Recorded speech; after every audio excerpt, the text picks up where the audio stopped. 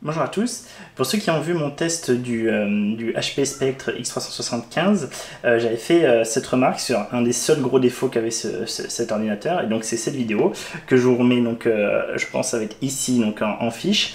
Et donc le gros problème était le suivant, qu'il y avait un couinement au niveau du clavier. Donc je vous remets la vidéo. Je me suis rendu compte de ceci. Attention, écoutez.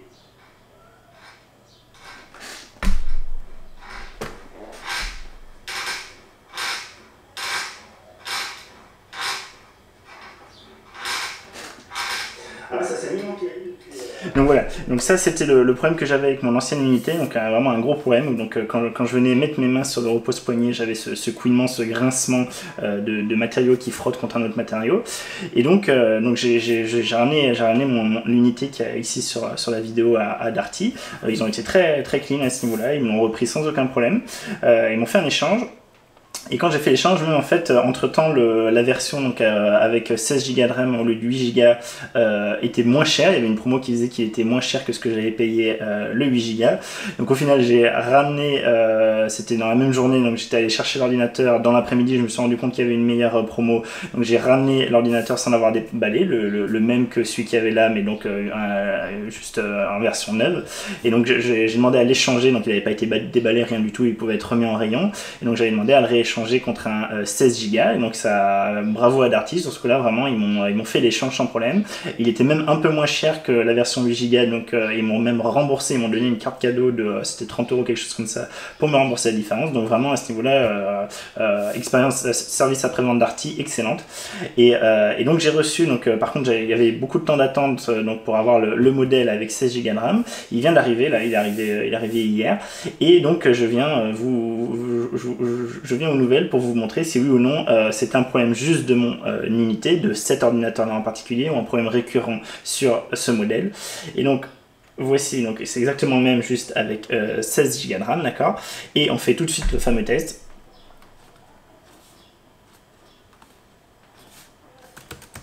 Ok, vous voyez, j'ai beau essayer donc d'appuyer dans tous les sens, j'ai plus du tout le problème, donc c'est résolu, donc je suis très content. C'est pas un souci du modèle, c'est pas un souci de fabrication sur toute la chaîne, c'était vraiment un problème ponctuel sur mon unité. Donc voilà, du coup le seul vraiment gros point négatif que j'avais fait est résolu. Donc pour moi c'est vraiment actuellement l'ordinateur qui a le meilleur rapport qualité-prix dans tout ce qu'il propose, dans sa configuration même, dans le fait que ce soit un convertible, dans le fait de pouvoir proposer un casse-pouce, un châssis 15 pouces avec des bordures fines et intégrer un numpad dedans. Je peux vous préciser aussi, ceux qui ont vu l'autre vidéo, les quelques autres choses que je disais qui n'étaient pas terribles, c'était par exemple la touche entrée, donc qui n'avait pas la bonne forme, ou normalement la touche entrée donc elle remonte jusqu'ici. En fait on s'y fait très bien, au bout de quelques jours je m'étais adapté, au bout d'une semaine je m'étais adapté, donc pas de souci.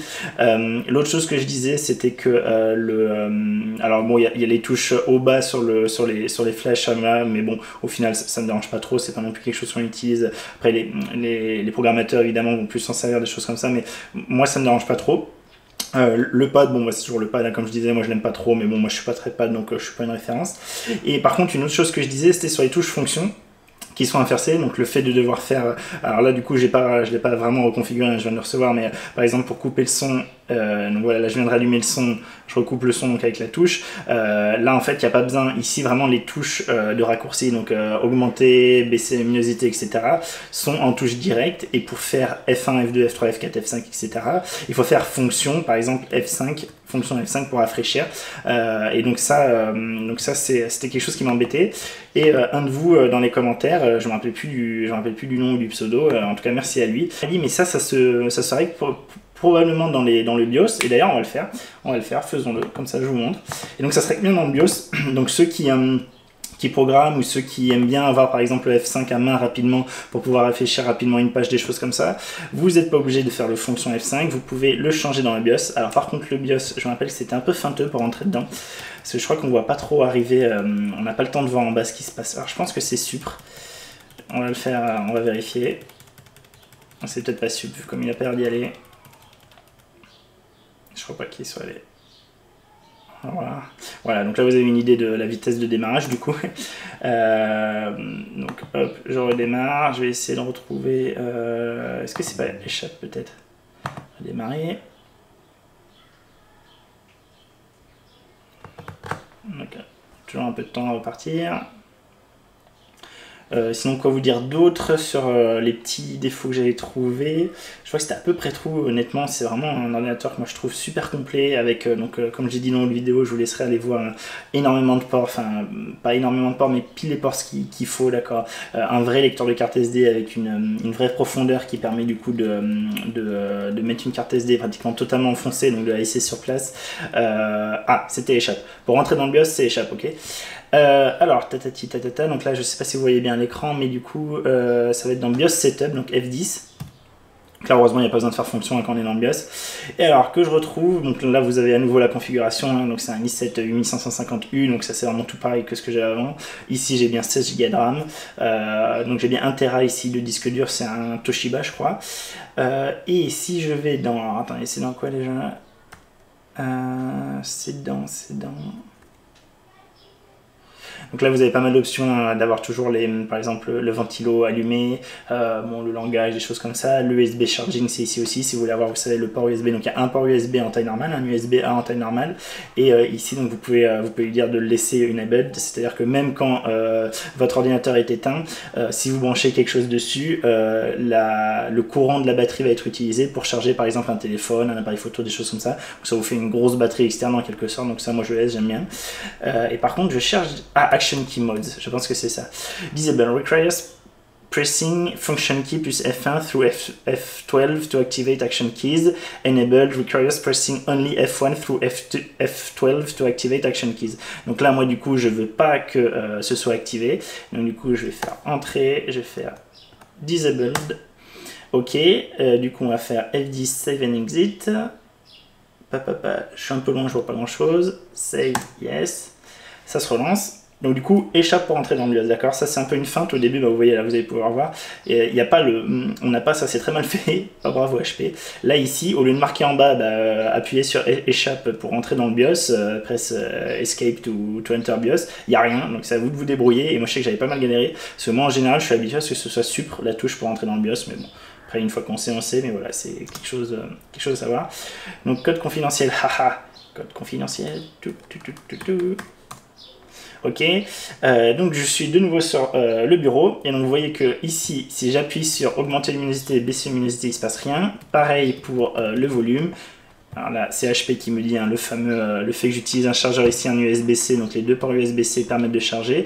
Là ici, donc j'ai un chargeur en fait de ma Dell Latitude 5285, donc il me dit attention, hein, c'est pas un bon adaptateur. Donc là pareil, je vous mets, alors si je dis pas de bêtises, c'est là, sinon c'est là, hein, vous verrez. Donc la fiche vers justement le test de différents chargeurs USB-C. Donc cet ordinateur, malgré le fait que ce soit un 15 pouces, un vrai ordinateur qui permet de faire le montage, etc., peut être chargé en USB-C et avec des chargeurs à faible puissance. Moi j'arrive à le charger avec un chargeur de 30 watts seulement, donc c'est vraiment génial. Et donc comme je vous disais, voilà, donc ici si j'appuie directement, j'ai pas le mute, et si je fais fonction, hop, ok, je suis passé ici, pardon, du coup j'ai mis le son, et là je passe en mute, d'accord.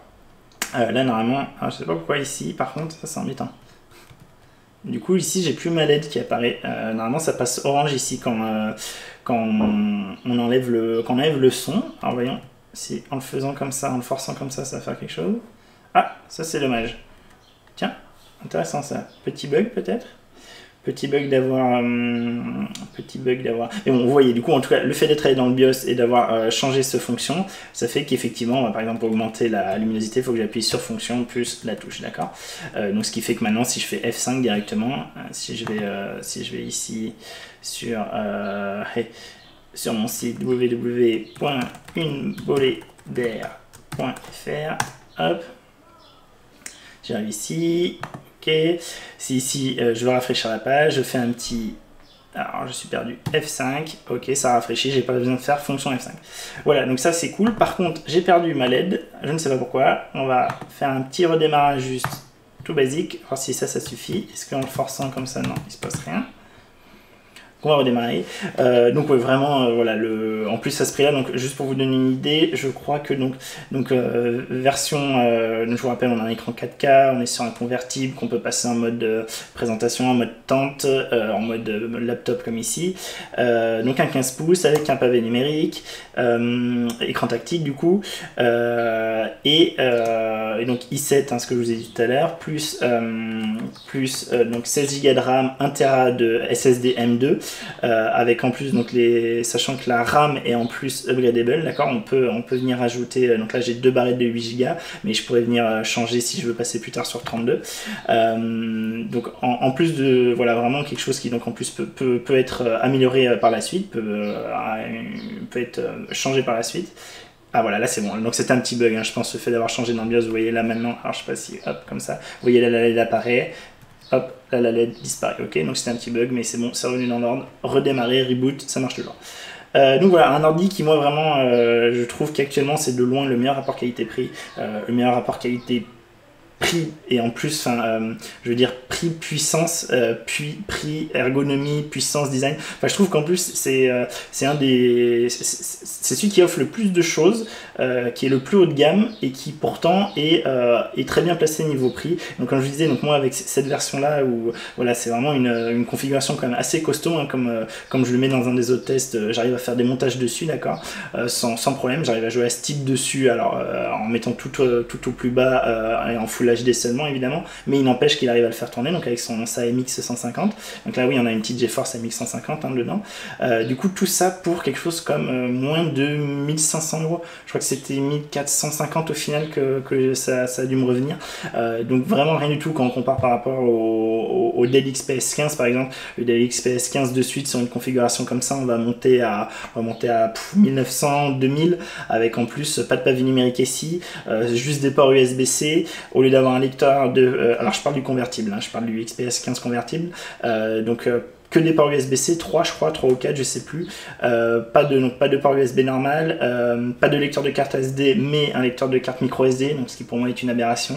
Donc voilà, enfin au final pour moi niveau ce qu'il propose, vraiment cet HP est bien au-dessus.